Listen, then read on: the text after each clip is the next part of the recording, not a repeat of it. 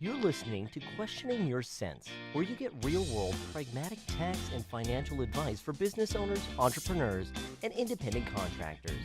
Here are your hosts, Kevin Molen and Charles Steinmetz. Hey folks, welcome to Questioning Your Sense. I'm your host, Kevin Molen, and with me is your co-host, Charles Steinmetz. Hello. Charlie, you doing all right this morning? Doing all right this morning. How about you? Yeah, no complaints. We just got off of a break from the tax filing deadline in Texas. It was extended, and so have had a nice couple of days of rest and relaxation. And now we're back to the grind. So not too bad. What do you want to tell me about this morning as a segue? As a segue, I was thinking about that. I was having a hard time sometimes on this. Like, what are the important things I want to make sure to say? I can't think of anything important. Mine, I think, is just going to be, while conceptually you understand things by witnessing things, going through them yourself adds a layer of perspective that you've never had before. And just babies are cute, man. I tell you what, I have my own little foster baby right now for those that are listening, but we've had her for about 7 months now, and she's everything she does. You can just scream at she's cute. It's cute. So Well, and she in particular is also very cute. Oh, Not all babies are. So, sorry, sad truth. How about yourself? Anything you want to share with me today? Yeah, I set a goal to lose 20 pounds in 60 days, and I'm now 18 down. So 2 more to go, and I have no, not quite a month left. I have 9 days left, something like that, I think. And so maybe 10. Anyways, I'm gonna hit it. I'm gonna hit it for sure. So pretty cool. Awesome.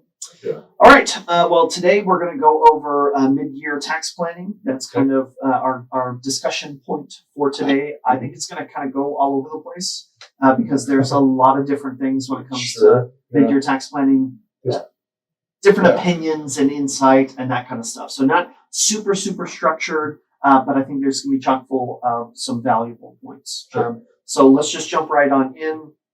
What's kind of your big hot topic for mid-year tax planning? The hot topic or low-hanging fruit is going to be federal withholding. And so that's just in general in taxes. My segue into that is, while there are a lot of things I talk about with clients, talk about with people and say, you know, get deductions, get credits, and make sure we have your income, all the different things that are there. When it boils down to it, how I have in my head the flow of a tax return is, you have your income, you have the tax your income creates, and then you just blindly compare against the tax how much you've already paid in. And that's it. If my tax is $100 and I've paid them $120, I get a $20 refund. If I've only paid them $80, I owe them $20. It's a 1-to-1 second grade math. That's it. And so the way to impact your tax return the most with the least amount out of your pocket to do that is to change that bottom number. How much have you already sent them? And so when I go through your tax planning, I think that's a nice time for just hey, we're already halfway through the year. How much have I already given them? About halfway. I can kind of reasonably guess it's going to be twice that for the year. Am I on target or off target? That would be my low-hanging fruit to start with that one. Yeah, for sure. And that one actually gets kind of complicated. It can. So for a couple of reasons. Number one, it's 2021. In 2020, the W-4 form was changed dramatically to try and accommodate for the changes from the Tax Cuts and Jobs Act, which was passed on December 17th of 2017. It feels like it's been so long. It was January of 2020 that the new W-4 form came out. Yep. And so that W-4 form, there are some similarities to the old W-4 form. I think that was a mistake. I think they should have made it very different because the problem is it looks like an apples to apples comparison, and it is not an apples to apples comparison. It's apples to oranges. Right. The new W-4 form is dramatically different than the old W-4 form. And so if the old W-4 form, you had single and zero, and on the new W-4 form, you select single and don't show any dependents whatsoever, your withholding will dramatically reduce. Right. And so people think that they're mirroring, the old W-4 form with the new W-4 form. So anyways, it's a little bit frustrating as a professional who advises people on this day in and day out. But I had somebody just, last week who I was doing a tax return for, and or last week, probably 2 weeks ago, but was doing a tax return for that had made an adjustment that they thought was apples to apples, and unfortunately it was not. And they are used to owing every year, but they don't owe a tremendous amount. And now this year they owe a tremendous amount. And so very, very frustrating. I'm also getting, again, this is kind of contextually based. So what we're talking about is mid-year tax planning, but we're also talking about, this is 2021. So what are the unique things in 2021 in regards to this? So connected with this issue of withholding, I came in this morning and I had an email from someone saying that their payroll is changing. Well, because the payroll is changing, they have to provide a new W-4 form.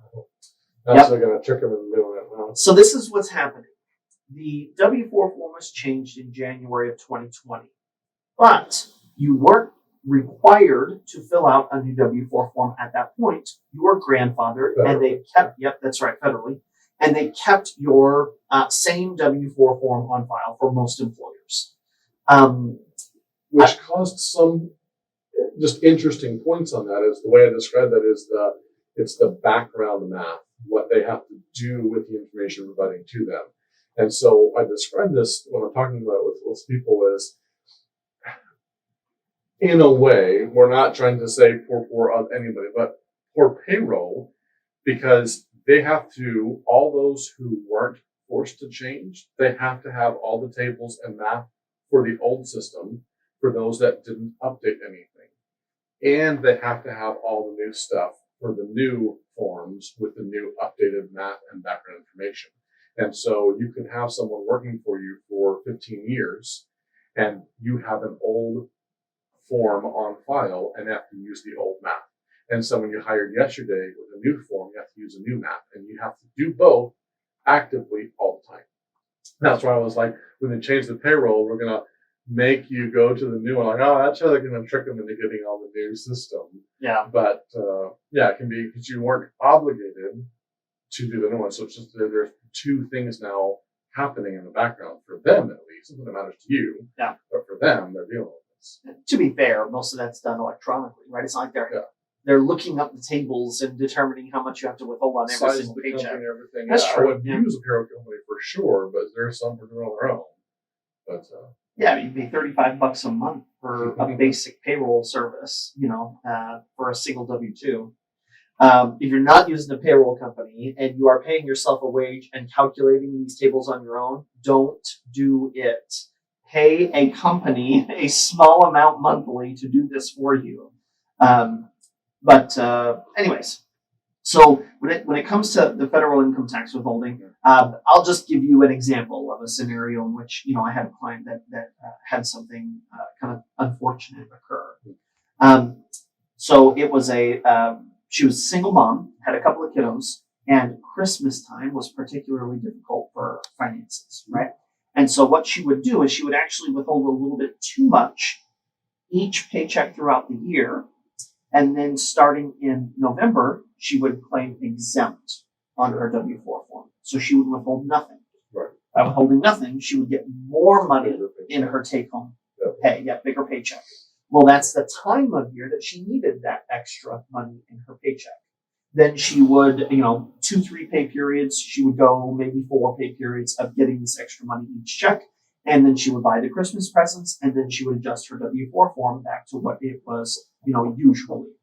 And so then...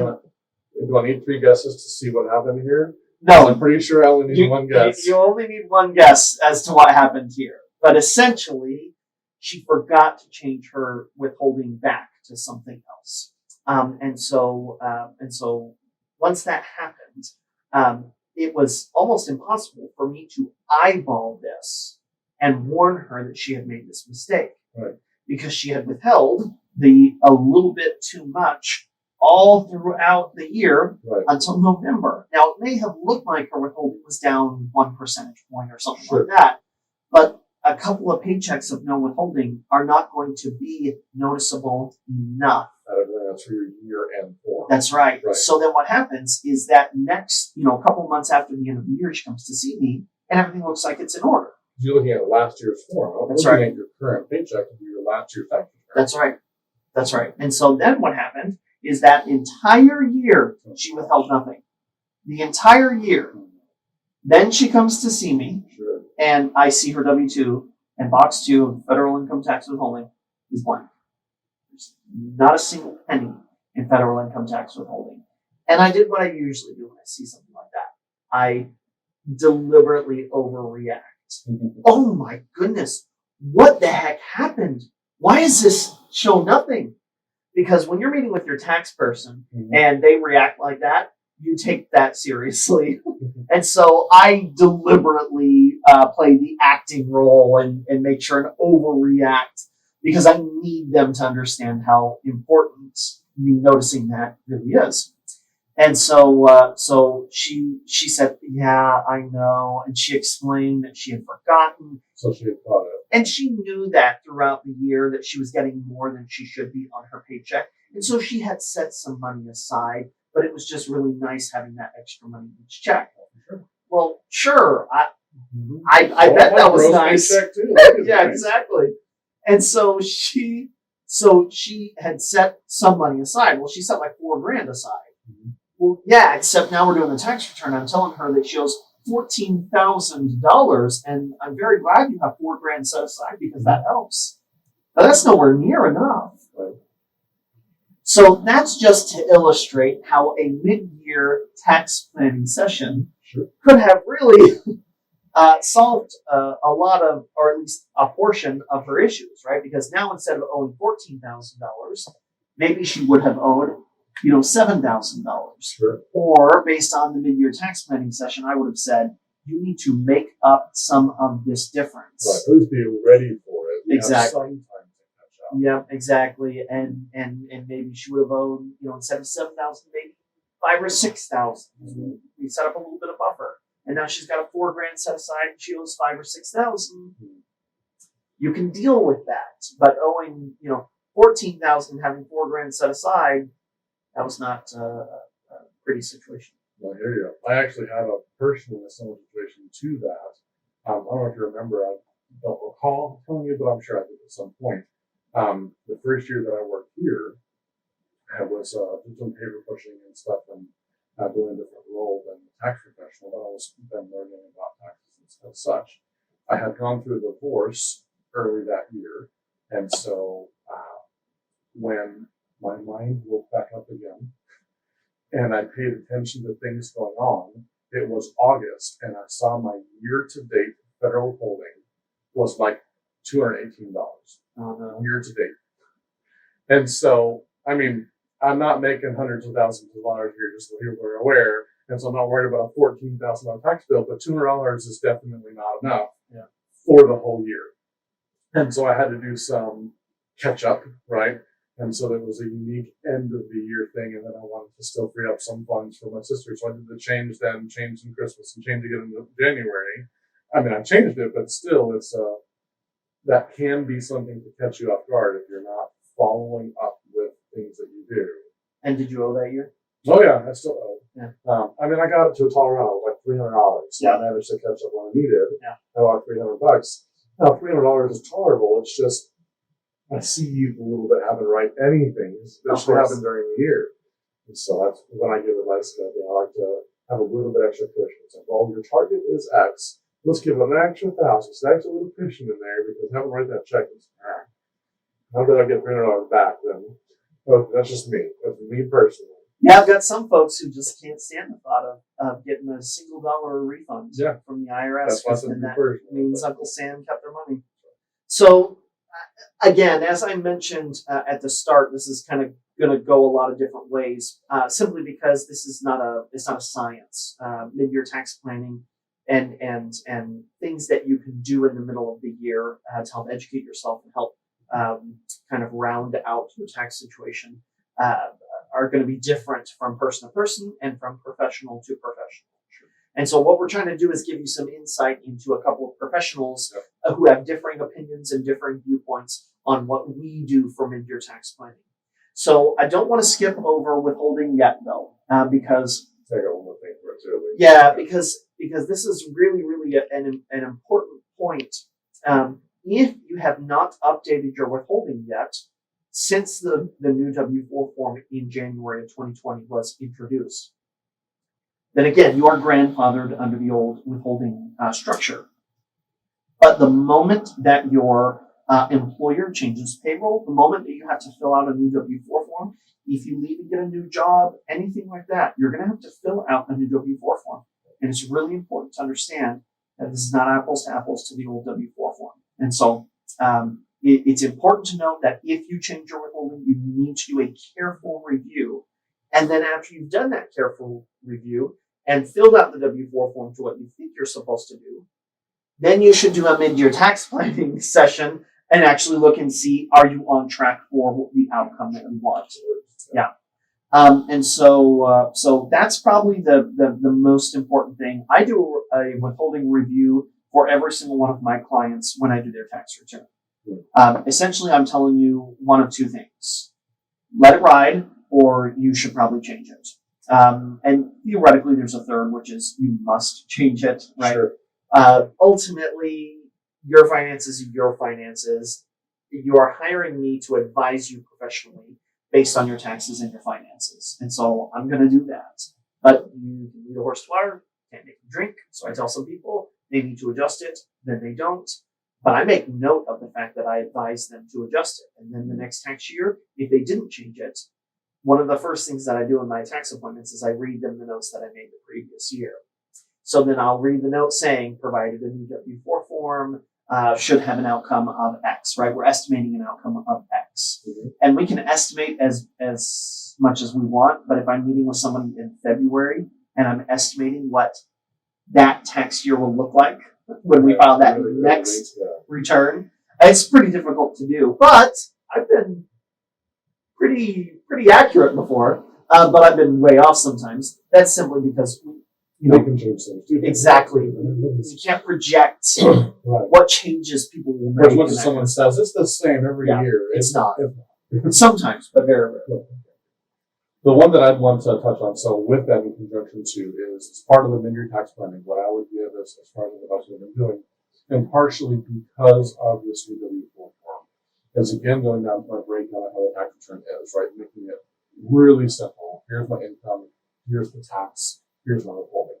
The most important number on that whole thing is not your refund or how much you owe. The most important number is the tax number. How much was it that they're going to keep and never get back? Deductions, credits, and stuff will help them offset that, but that number is your goal. That's your target number, right? So if your total tax, you gave one earlier of $14,000, great. So that's your total tax liability. Whether you withhold 20 or withhold 10, the outcome is going to be the outcome. But that 14 is your checkpoint, right, for your mid-year check. Is my withholding on track? Am I at or around half, $7,000, right? This is mid-year, somewhere around that mark. Am I at $3,000 out of 14 at half of the year? Okay, you know what you need. Make the change, please, because the new form, do your double check. Am I now on track to do what I need to do? But you can, it's a little bit of work, but you can reverse engineer it. Now I'm doing X per paycheck. How are the paychecks for the whole year or by half the year? Will that get me to where I need to go? But you have your goal number. And that's what I've been giving a lot for this past year and a half. Yep. The change was that here's your target number, right? You can go check your income sources. What is it that is it going to get anywhere close to it? So those that owe $10,000 year to year to year to year, I'm going to say, here's your goal. It needs to get to this. I'm not going to sit here and tell you to change your withholding by $320 a check. That's what it has to be. But you go figure it out yourself. Do it yourself. Burn your finger in the candle. It's going to happen. You can learn by someone telling you, learn by you doing it yourself. Sometimes it's going to be learning yourself. Because of the W-4 form and because the change may not be exactly how you plan it to be, that's why I give that check. At the same time, while there is that caveat of the old to the new and be wary of it, once you're on the new system, it is a lot easier and more deterministic for you to be able to update it and tweak it by another amount. If I'm on the old W-4, I need to go up a few bucks a paycheck and I make a change, and you watch your check, and you know it changed by $14 that you said $50, hey, now it's easy. You're on the new system. You just add the difference in and you're where you need to be. So just make sure that's out there too. Once you're on the new W4, and then the math is easy, or at least the numbers are easy to represent, and it's apples to apples again, it's easy to change. Now, where some people have issues with withholding is they don't understand that how much you make and what type of income you earn determines how much you withhold. And so when I have people who have a small salary and a really tremendous amount of their income is commissions or bonuses, Sure. well, that's going to impact how much you withhold because commissions and bonuses are withheld at different rates than just regular earned income. Some people just have a flat salary and that's all they earn. Well, that's really easy to determine. You run a payroll calculator based on your salary amount and hit that, really, really close to exactly what we want. But not everyone has a pay scale that allows for that ease of calculation. Anything else we want to cover on withholding? I feel like there's. I was just about to say it, or you did pretty good. Okay. Sounds good. But yeah, there's a reason why we talked about that first as low-hanging fruit, and we spent 20 minutes talking about that piece. And we could talk more, just to be clear. Yeah. However, well, to be fair, there was actually one other thing that I was going to mention. It isn't strictly about withholding, but you mentioned that the tax number on your tax return is the most important number, right? like me. What's that? Yeah, Like me. I am. I Like identify me. you. All right. So obviously the income number is probably the most important number. The higher the income number, Well, I care generally about it the more. higher the tax. So here's the thought exercise. Would you rather have lower tax or higher tax? Right? So this is the thing, because most people say, well, I'd rather have lower tax. Great. I know a way that you can have zero tax. In fact, I know a way that you can have zero tax and get a refund. Have kiddos and earn less than $20,000 a year. But that's not what you want, right? So because that's not what you want, I don't recommend going that route. And so instead, earn as much money as you can possibly earn and pay the tax. But don't pay more than the legally required calculated tax amount. Sure. So now the thought exercise is, would you rather have low tax or high tax? I'd rather have high tax. Right. I had a client who had a tax figure of like $335,000. Okay, and this client, this client received a refund of $56,000. Sure. But he did the right thing because he wasn't looking at the refund amount. He was looking at the tax amount.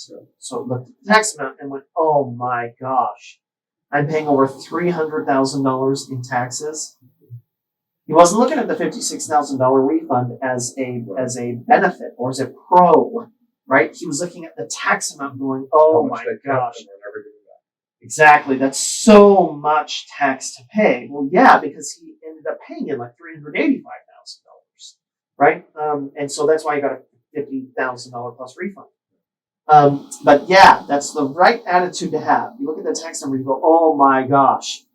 And on that same scale, you want that tax number to be as high as possible because you want the corresponding earnings without the expense in order to incur that level of tax, right? So this is the conversation that I have with clients all the time. It doesn't matter how you want to phrase this, I'm going to be right. Like, no matter what, because I can craft the situation in which it is better for you. Either it's better because I was able to reduce your tax, or it's better because I got your tax, or because you got your tax really high because you earned a lot of money, right? Sure. Yeah. Your father used to always say, torture a number is enough, and they'll tell you whatever you want. Yeah. And that's definitely true. Okay, so moving on from withholding, I did mention this a little bit in some of what we discussed, but one of the other kind of point number twos that I would bring up is just unexpected changes that occur within the year. And so, I mean, I had a client who won the lottery, right? $100,000 scratch off, right? It's no $360 million Powerball, but $100,000 scratch off is better than a stick in the eye. Right. And so, it's a big injection to your income for the year. Yeah, absolutely. Or something a little more realistic. The CARES Act from 2020 allowed folks to take retirement distributions without having to pay a penalty. Under certain circumstances, a lot of people did, and that's a lot of income to Some inject. people withheld, some people didn't withhold. Yep. I had several who withheld not a penny, nothing. $100,000 paid nothing. Yep. All right. You're going to owe a really tremendous amount. Sorry. Now, the CARES Act did allow you to be taxed over a 3-year period. Right. But that doesn't fix your issue here, right? If you're in a 22% tax bracket and then you're taking the $100,000 and taxing it over a 3-year period. So you got over $33,000 of income with no withholding at all, and you're going to owe a bunch, so. That's a nice segue. That's a cut where you are, but that segue into a different point that I had written down at least was the unexpected changes, either expected or unexpected, but distributions from retirement in general. It could be unexpected by someone passing, right, and getting some inheritance monies. It could be unexpected retirement, or it could be planned retirement. I'll take this money out and pay off my house, or whatever those things are, which I disagree with. However, that's what happens. Is in the tax planning side of things, when you're looking at a distribution of funds, especially for planned event things, buying land, buying a house, paying off all the cards, whatever that is. So in the tax planning side of things, one of the ideas that I'll throw out is, can you split this distribution in 2 segments over 6 months at least? Put a big part down on the house and then pay everything off January 4th. The reason I would say is if you're mid-year, there's only a 6 months difference, right? Take a chunk of it now, the rest of it later, is you're spreading it over tax years, right? And so as general tax brackets, just as a reminder, as they inflate, not that the highest tax bracket is retroactive to all your other income, it's progressive.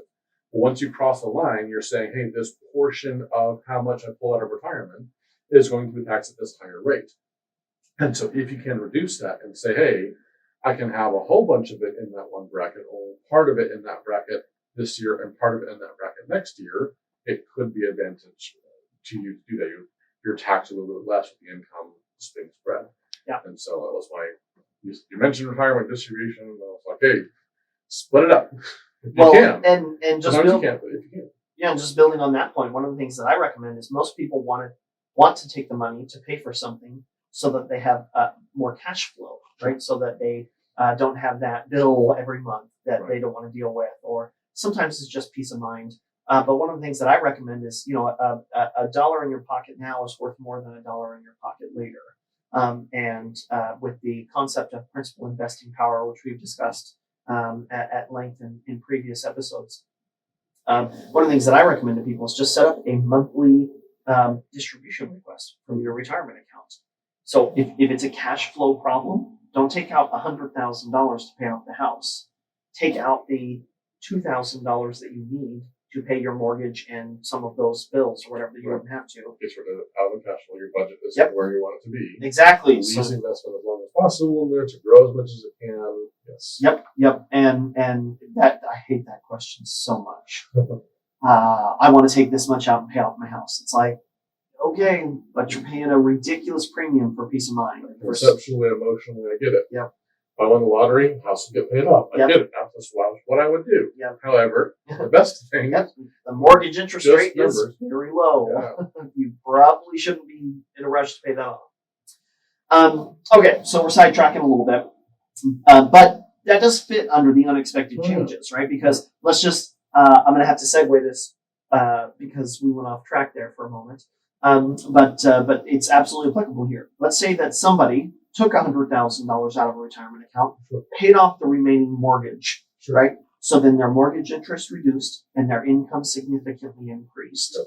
And now come tax time, we have less itemized deductions to write off and more income that we have to deal with. And then what ends up happening is, the worst case scenario, they're stuck with a 10% penalty on the distribution because they took it out before they're 59 and a half. And they didn't call to talk to me about this distribution at all because they didn't listen to this podcast episode and they didn't do mid-year tax planning, right? So they take the distribution, and the worst thing is the person on the phone asks them, do you want to take out the taxes? And my client responds, yes. So I live my life by a couple of mantras. One of those is that frustrations only come from unrealized expectations. Yep. And so in this scenario, these conversations drive me up the wall because my client always tells me, well, they took out the taxes. Let's take that phrase by itself. Like it's a noun or something. What? No. Who that you deal with knows how much tax there's going to be on a retirement distribution. Win the lottery and pay $1,000. I can say taxes have been paid. I mean, I can. So. Yeah. Do you think the retirement company who's asking you if you want to withhold the taxes knows how much tax this income on your tax return is going to incur? Do they know the dollar amount? The answer is no. Spoiler alert, they don't know. And so when they say, do you want to take out the taxes? What they really mean is the penalty or, the minimum or whatever. Sometimes they take out 10%. Sometimes they take out 20%. I've never seen a retirement company take out more than 20%. And yet my client, let's just say they're in a 22% tax bracket and now they're subject to a 10% penalty, right? So they're 12% off on 100 grand is 12 grand. That's a really big tax bill for someone who told this company to take out the taxes, like they've paid all of the taxes already. Right. Nope, this is just a withholding of tax. You are not taxed until you file the tax return. Just like your paycheck, that's to include all the income that you have. Yep. And everything you paid. That include all the income that you got from retirement plus what you paid. Does it balance? Does not balance? Yep. Spoiler alert, again, it doesn't balance. No. It will never balance. Sometimes you paid too much. Sometimes you paid too little. But this is not Goldilocks. You did not get it just right. That isn't the option here. Goldilocks can try all the porridges, can try all the beds, but you're not going to find the one that's just right because they don't know. They don't know. We try to know as best we possibly can. We try to project as best we possibly can, and we still don't know. This is not a quantifiable point of knowledge.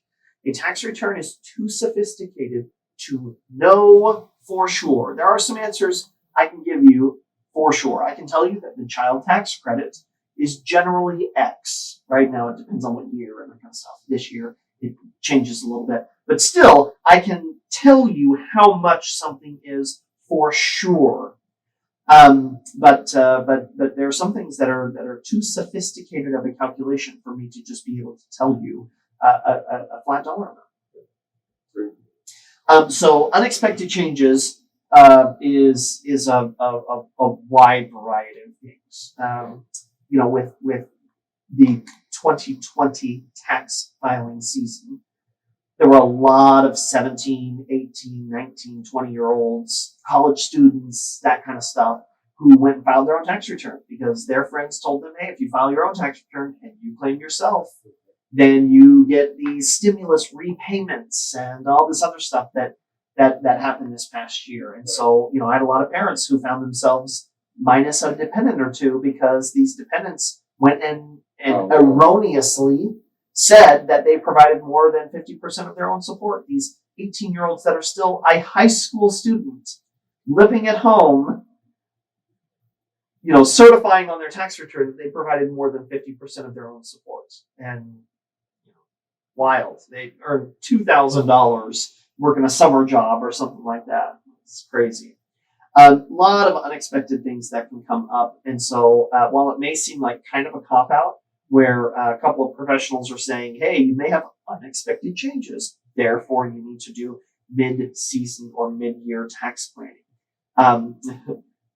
You would not believe the phone calls that we get from people who we have worked with for years that have just really weird or unusual things that occur. That require us to do a bunch of digging or a bunch of reading or a bunch of number crunching to try and figure out what they need to do so that they don't end up with a surprise come tax time. Which is kudos to those that do it. Yep. At the same time, greater are the number of faces and reactions when we do their tax return mid-year of the following year of the year those changes happen. Well, I thought things were fine. Yeah. I mean, you change things by whatever amount. This is just different, and so this is going to be different. And so just that, man, I should have called you. A lot of that, Yep, a lot of regret. A lot of regret. So there's a reason why we're spending an entire episode on this subject, because we see the value for the people who desire to take these steps, and we see the pain in regards to the people who do not do any mid-year tax planning. What I tell people all the time is I don't walk a single mile in your shoes. I don't know when you need to call me. If I did, I would preemptively call you. But as far as I know, your year is just going just like we planned it when we met to do your taxes, for the previous year. And so that's, if I only meet with you once a year and that's the only time I talk with you, then I don't know when you need my advice. Unfortunately, you've got to reach out to me.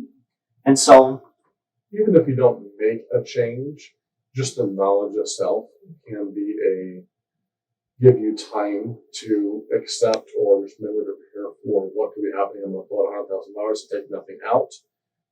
Not thinking that it's fine, but at least having a number, and then you've got now 6 months to accept it before you meet and do your tax return. I describe it to clients like when you watch TV shows or movies, right? And there's a trap, and the hero is then told there's a trap, and hero goes great, and then just strides into the trap. Every time. They never avoid the trap. Well, why? Because now they're going to intentionally spin the trap. They know the trap is happening, and they can appropriately react to it. And so the same thing, not that taxes are a trap necessarily, but it's the foreknowledge of that thing. So even just the planning, even if those result in changes, though they're probably better to make changes than not, at least resulting in an increase of information, so that, back to your point of the frustration coming from unrealized expectations, at least you have some expectation of what that is to reason on, other than just oh no, it's going to be bad this year. How do you define bad? I mean, you owe $1 and it's the end of the world, and I'm going to tell you owe $5,000. I kind of want to cower a little bit when I tell you I just don't know the number, versus someone where I think telling them they owe $14,000 that year is the worst ever, and I'm trying to deliver the news as best I can, but they're thinking 20, and they're just elated at the whole deal. That's fine. You don't have to tell me what your expectation is, right? But as long as there is one, it is important. Yeah. I like at the beginning when I see something like this, I like asking people kind of, well, obviously you were expecting to owe this year, right? Yeah. To what extent are you prepared? Right. What's bad news to you? Yeah, exactly. Because, and then they'll tell me, and then I will tell them where I think things will be, and then we go through, because I always say, well, you prep it a bunch of times. I prep it because it's a psychological, issue, right? Because we don't like delivering bad news. I hate telling people that they owe. And I like being able to map things out based on, mathematical equations, right? So facts and logic are how I choose to live my life. And taxation is a math calculation. And so, and if it's right, it is right, regardless of how you feel about the outcome. Right. And so this is one of those scenarios where psychologically I prepare them for it being, my best estimate off of the top of my head without actually doing all the sophisticated math. And then I just guess on the high end. It's like, it could be as much as X, believing that it will likely be lower. And some people will call that tricky, but at the end of the day, I help under promise over deliver. Well, but I help people understand that it could be really bad, so that they expect really bad, and then I tell them that it kind of what the outcome is, and oftentimes it's not as bad as anticipated. And then there's some form of relief that it's not as bad as was anticipated. But there's a whole skill to delivering bad news to folks. Sounds like you need an Oscar between the acting on the one thing and well, I've got not too many more points I think for us that we had to go over. One of them was as far as planning goes. One point, hard to peg exactly, but for those, maybe a smaller pool of people, but hopefully the pool is getting bigger because it's an important thing to do. But for those, let's say, business owners, as long as you are keeping up with your books and have modest records, can run your quarterly reports, you see what's happening on a monthly, weekly basis kind of deal, you may have the ability to run some projections for the latter part of the year. And so that can help with some planning purposes between paying yourself salary. You can get a jump on the QBI, the auto business income deduction that may or may not be able to apply to your tax return. Looking at the, hey, if we have a bunch of income or a bunch of expenses that may happen during this year, and you can plan around that, getting a jump on that, doing it early in the year can have good benefits to that, at least having the idea of walking in the trap, same kind of deal, right? Versus the, hey, it's December 20th, we need to figure out how much I'm paying myself as far as my salary goes, and get this done ASAP. And so at least get the idea in beforehand. But the records and stuff is good and important for that to take place. I know that we did something like that as a business with the PPP loan credit things that were going on for some businesses last year. There were some unique things that businesses could plan around as far as increasing expenses or something else to plan around that properly. Because there were some wild interpretations of the PPP that happened, and just well, here's where it says now, so we can plan around X, and they changed this, and so we can either shift our plans or not, but you just do the best with the information that you have. And so we did some pivoting as a company on that. Not that I'm privy to it, I was told, here we're doing some pivoting. That's great. I like being a grunt in certain areas, and so I just I trust that those things are going well, and so it's just that we're doing this. Great, fantastic. Make good choices. Well, one of the things that can be very challenging as a business owner is having an idea of what your tax burden will be. It's just an expense like anything else. The more profit you have, the higher your tax will be in most cases. There are unusual things like depreciation and amortization, which can skew the numbers in certain years and that kind of stuff. But ultimately, as a business owner, having an idea of what your profit will be able to give us some insight into what your tax may be. Yeah. And again, for many business owners, this is just another expense. I mean, the more, in most cases, either DBAs or LLCs, which are taxed as sole proprietorships, or partnerships or S corporations, which are called pass-through entities. A large chunk of the small businesses in the United States are formed in one of these ways. Either you're just taxed as a person, or your business exists but is not taxed, and instead the tax is passed through to you as the business owner. In all of those cases, the tax is just an expense, right? The more profit you have, the more your tax increases, and then you've got to have the funds necessary to pay the tax. But every year can be wildly different. And this kind of bleeds into another point, which is taxes are calendar year calculations. This is difficult for some people to really internalize, but making really big, important decisions, and especially several of them in 1 year, can have a really disparate impact. It can have a highly negative impact in some cases. Like Charlie's talking about, you take the distribution all in 1 year, right? Let's say, for example, I recommend to a lot of people that they retire in December, right? To a lot of folks, retire in December. The reason that I recommend to a lot of people retire in December is because let's say that they want to retire, but they want to pay their car off because in retirement, they don't want to have that note. And the car payment, what's left on it is let's call it $30,000 is what you still owe on your vehicle. But depending on, as you retire, your math calculation, taking that $30,000 out of a retirement account, which, by the way, it ends up being more than 30 that you have to take out, because remember, you got to have some federal income tax withholding. So let's say you take out 40 and you withhold $10,000, whether that's necessary or not, but let's just use those numbers for the time being. So you take out $40,000, you withhold $10,000. So what you get is $30,000 cash in hand. You pay off the car. That $40,000 can create in tax more than had you taken out $20,000 in December and $20,000 in January. By doing it that way, you split it across 2 tax years, because taxes are a calendar year formula.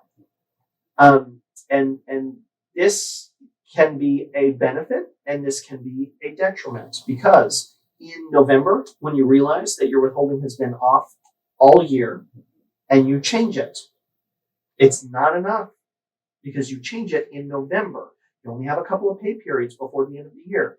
Well, I'm glad you updated your withholding. I'm glad you fixed it. You're on track now. Exactly. You're on track for next year. You're not on track for this year. Right. Now you change that withholding in February, and you're probably going to be mostly on track. You miss a couple of pay periods, but you can make up for that. Taxes are a calendar year. This is not a scenario in which you can. The best way to say it is there is just a cutoff, right? January 1 and December 31. And if you make the decision on December 31 or January 1, it can make a dramatic difference tax-wise. The problem is, if I don't hear from one of my clients, I see them exactly one time a year. And I'm doing history. I'm just doing last year's exactly. As our primary focus. We get to this year if we can. Yep. Well, that's our goal. And so what happens is they end up making decisions that impact things pretty significantly. And if they don't seek my input or advice, then it is what it is, right? Like you said, I'm making a historical record of what occurred last year, not fixing things. The fix is done for that year. That year's over in most cases. And so I mentioned this earlier, but I will mention it again. I don't walk a mile in your shoes. So if you want me to know about something, you gotta let me know. I tell people all the time, call me. Depending on the time of year, it's very likely I will be available to take your call. And if I'm not available to take your call right then and there, it is very likely that I will call you back within a 24-hour period. And if you are going to tell me, hey, by the way, Kevin, I just called because I wanted to let you know that this thing happened. And I say, great, that thing that happened has no impact on your taxes. Okay, cool, just wanted to check. No problem. How's everything else going? Good. No other financial changes? No. Great, sounds good. Looks like we're on track. Have a great summer. Hang up the call. Right. Takes us 2 minutes, right, to have that phone call. Yep. And so, yes, it costs you a little bit of your time, and it costs me a little bit of my time. But if you're my tax client, I don't charge you for that time that it costs me. And so it costs you your own couple of minutes of your time. It costs you some brain power, but look at it costs very little to make sure that you don't end up with a really horrible impact that you were not expecting. So I tell people, any big changes to your finances, any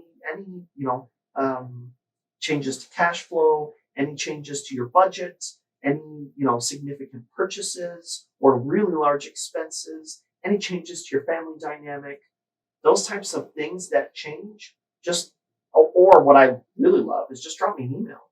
Hey, just so you know, this happened. If I need to change something, let me know.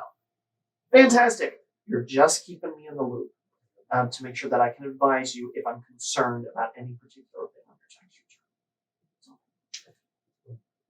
So, any other thoughts on those areas? One I had was we kind of touched on earlier was just as people are currently looking to in 2021 between bonuses or those who work like holidays, this upcoming kind of holidays, and work a lot of overtime. Again, that trick of hey, let me turn off my withholding and get a bigger check. Generally speaking, I'd recommend against it, right? let them take the taxes out, do what they're going to do. It feels like they mutilate your check. There are reasons for rules, right? So whenever, so let's say, for example, the little baby that we're caring for, we're trying to experiment with what she can eat, what she can't eat. And so going from the soft foods to the hard foods.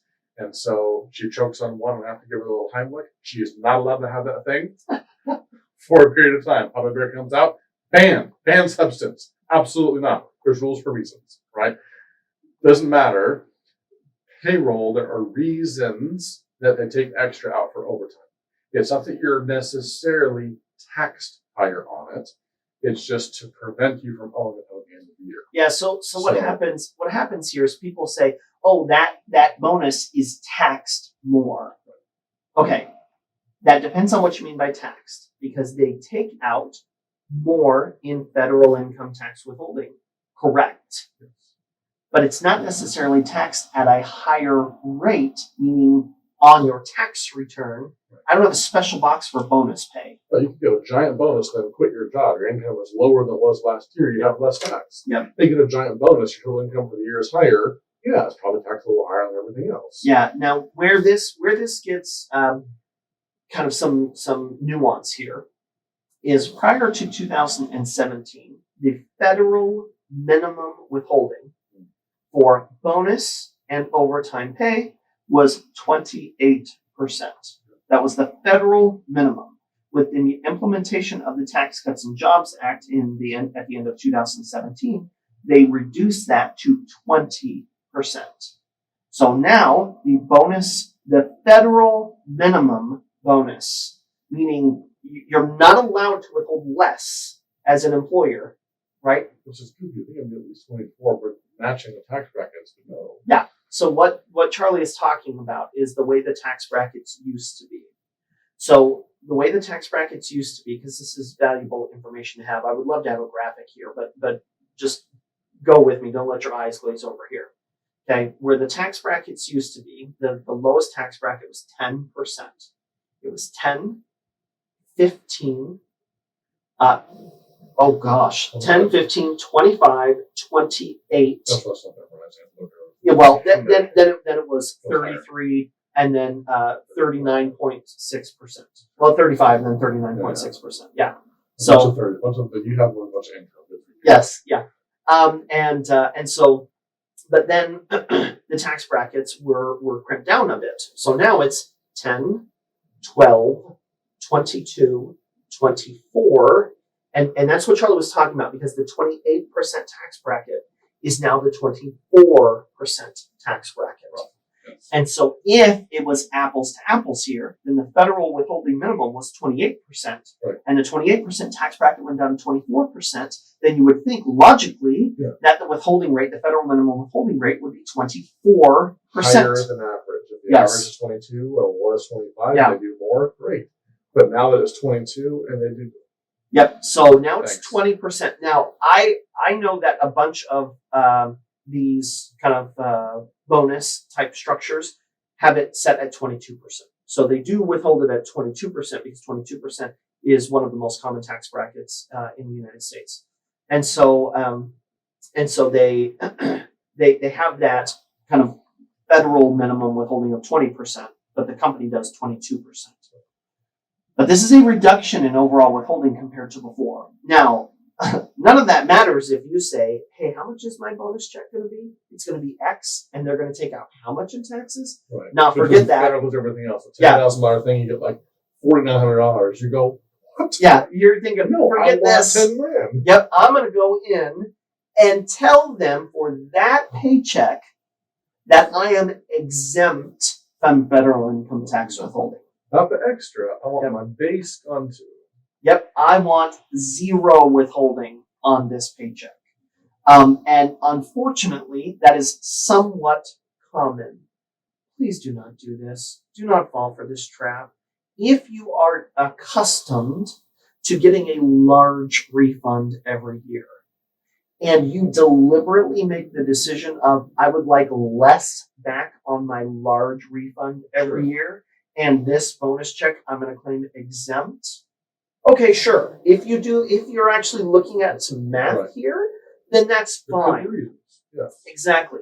But in general, do not claim exempt on a big bonus check. Don't do it. Let them take out the amount of tax they're supposed to, because as we have illustrated, hopefully, even sometimes that is not enough. If they take out the federal minimum of 20% and you're in a 22 or 24% tax bracket, or even a 32% tax bracket, then withholding 20%, that's not going to cut it. And so don't fiddle with your federal income tax withholding when it comes to bonus pay and overtime and holiday pay and that kind of stuff. Those reasons. The reasons are there. The rules are there. Yep, absolutely. One kind of final point for me, at least, that I want to bring up, and we'll see if you've got any others, is that tax laws change. Oh, yeah. So, as a brief history lesson, of which we actually have a history of income tax episode, is one of the first ones that we did. So go check that out if you're interested. But as a brief introduction, the United States federal income tax really didn't, for all intents and purposes, exist until 1913. Okay, that was the implementation of the income tax for the average person. Prior to 1913, the income tax did exist, but only at really, really high income thresholds. And it actually wasn't even ruled that it was constitutional at that point. So the Supreme Court in 1913 ruled that it was constitutional. They passed the income tax code. This is missing some nuance, but you get the general gist. Okay. And so then the income tax code changed dramatically. At one point, our top tax bracket was, I think, 92%. But the average tax rate has actually not changed to any appreciable degree in about 100 years, right? So, because even when there was a tax bracket of 92%, the deductions were so dramatic for people in those income brackets that nobody ever paid tax at that rate, ever. Well, I can't say ever, right? Because I wasn't there. Yeah, I wasn't there, exactly. But statistically speaking, historically speaking, based on the data that I have been able to consume, that nobody ever paid tax at those ridiculous, exorbitant rates. But tax laws do change, and while tax law changes are really looked at in a how does this affect the federal government's revenue? I don't worry about the federal, well, I worry about the federal government's revenue, but I don't worry about the federal government. I don't do the federal government's tax return. They don't do a tax return. But I don't worry about the federal government's finances in a professional capacity. I worry about them as a taxpayer and as a voter. But tax law changes affect individuals potentially to really significant degrees. And so with a new administration, right, President Biden coming in with a new administration, there are tax law changes that have already occurred, and there are very likely more on the docket. Can really throw your mid-year tax planning into whack. Where this gets particularly difficult, and I'm going to take a break here for a second so that you can interject. But this is such a big kind of piece. Where this gets very difficult is tax law changes that are passed at some point during the year that are made retroactive to January the 1st. These cannot be planned for. You just can't. Unless you've got a time machine, you cannot plan for these types of changes. Your income should be great if that time machine exists, by the way. Yes. And you don't care anymore. Absolutely. But that's right. But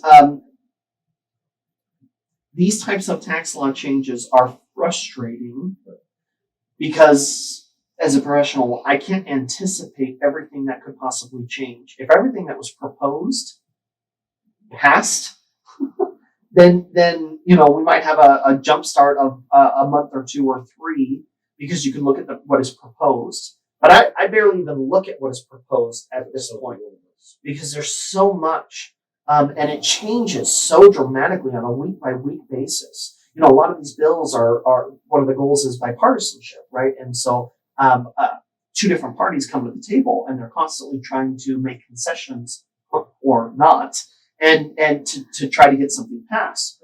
And that changes the very nature of the bill in a lot of cases.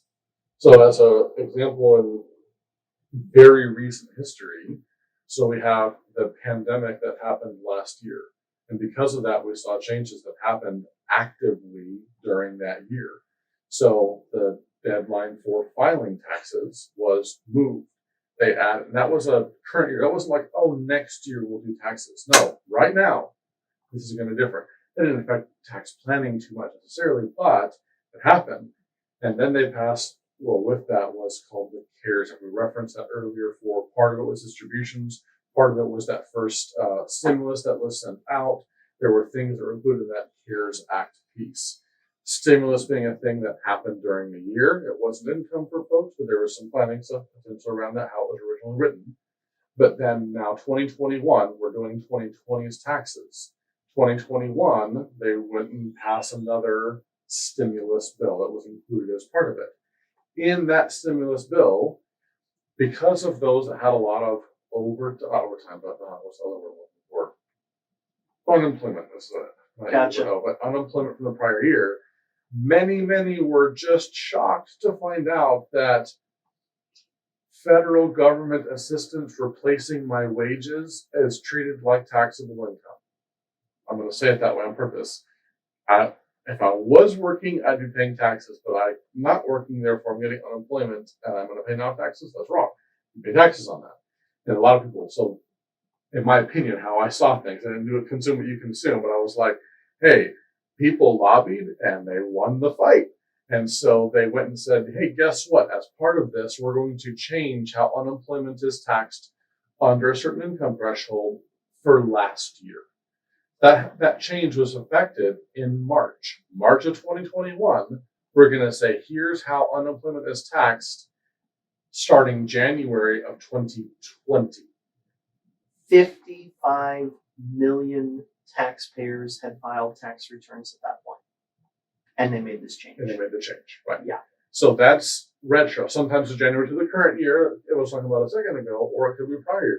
So those things, nobody can plan for this. Yeah. However, they happen. So there's a recent, not just back with Obama or Bush or whatever, this, no.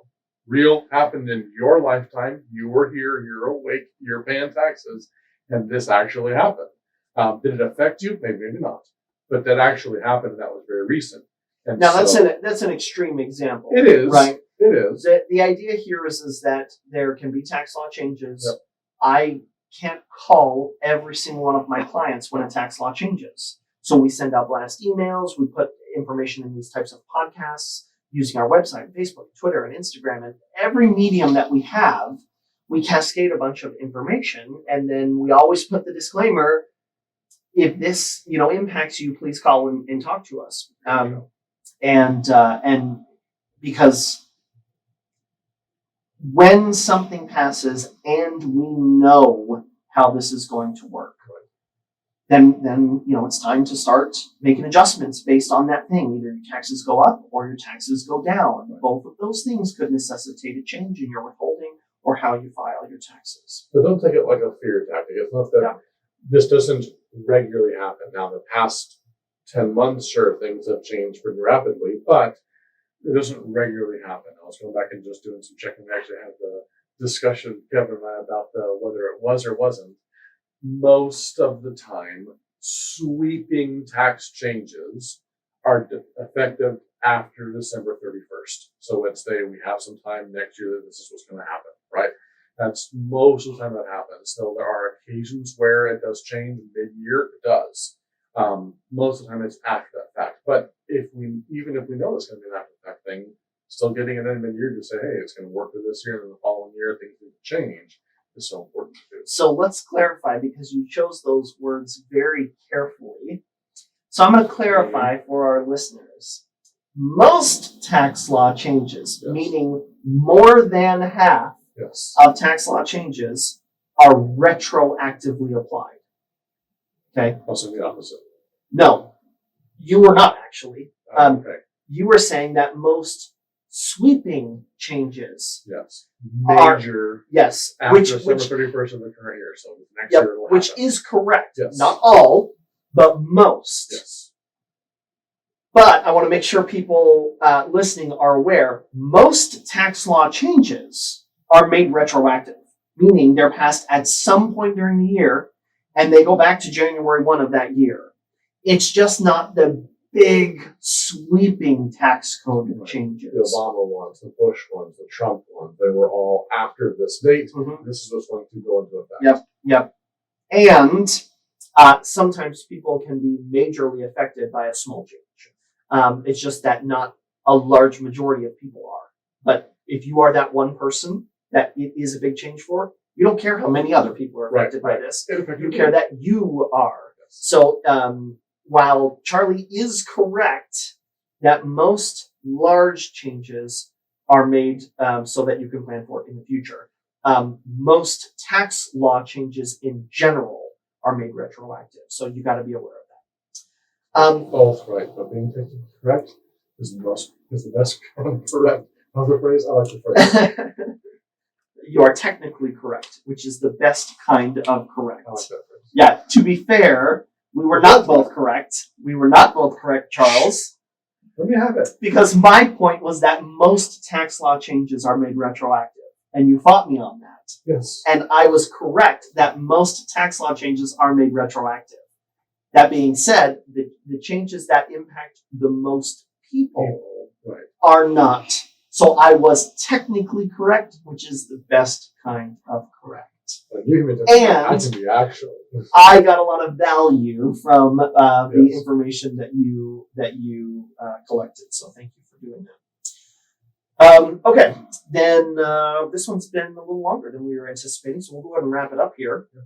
Clark, do you have maybe one question for us for Comfort Zone before we wrap it up? Yes, just one question for today. Should I file a tax return if I am a college student? Okay, college student notwithstanding. So should you file a tax return? Let's go with that as a base, right? The answer to are you required federally to file a tax return is do you have tax liability?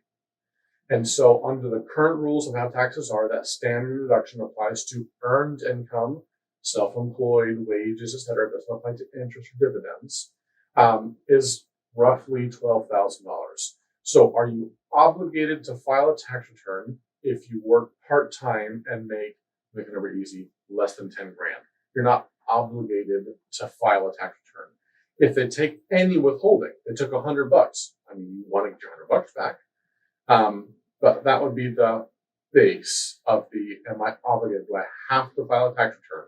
If you make less than X, you probably don't as a wage earner. If you're a contract person, because of the manner in which self-employment tax is added, where it is in the pecking order on the tax return, you have to file a tax return.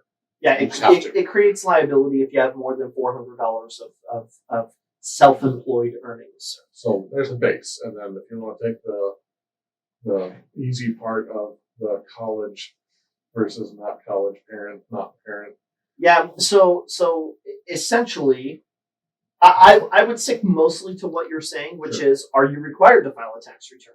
Because should I, it is not the right question to ask. Because if you have no earnings at all, no, you shouldn't file a tax return. If what you want to do is try and get real clever with FAFSA and file your own tax return and claim yourself as a dependent, they're still going to look at your folks' income. They're and their assets. They're not just going to look at just your income, and you're not going to qualify for a tremendous amount of student aid because you have very little earnings. And so should I file a tax return is kind of a nuanced question. The question is, are you required to? If you are required to, yes, you should file a tax return. Now, how you file that tax return is a more complicated question, which we won't go into very much. But essentially, if you earn your own income, you provide all of your own support through your income and student loans and you're not on your parents' insurance, or you're not really a dependent of your parents at all, and you are paying for schooling, then there can be some value from you filing a tax return and claiming the education credits. By and large, college students should be claimed by their parents. It's not fair. It's an oversimplification, but in a vast majority of cases, my advice to college students is to be claimed by your parents. They generally will qualify for more of a credit if their income is under 160, if their adjusted gross income is under 160,000, and if you are working towards a degree and you don't already have 4 years under your belt. Again, it's an oversimplification, but generally my advice is that your parents probably ought to claim you. I don't want to go into too much more detail other than that, unless you think that it's valuable. That's all good. Does that mostly solve or answer that question, Clark? Yes. Okay. Again, that gets very nuanced, and there's a lot of factors there. It would take me 20 minutes to explain absolutely everything. But we'll go ahead and wrap it up there, folks. Thanks so much for joining us. Hope that you've got some insight into your kind of personal taxes, your personal finances, and how you might benefit and how you might get value from a mid-year tax planning session as a public safety, or what's a PSA? A public safety announcement. Alert, yeah. Please contact your tax professional if you have something going on in the middle of the year. Please, please, please give them a call, shoot them an email, so that you can not be surprised come tax time. And if you don't have a tax professional, let us know. We'd be happy to help. This has been Questioning Your Sense with Charles Steinmetz and Kevin Molen. Thanks so much and have a great day.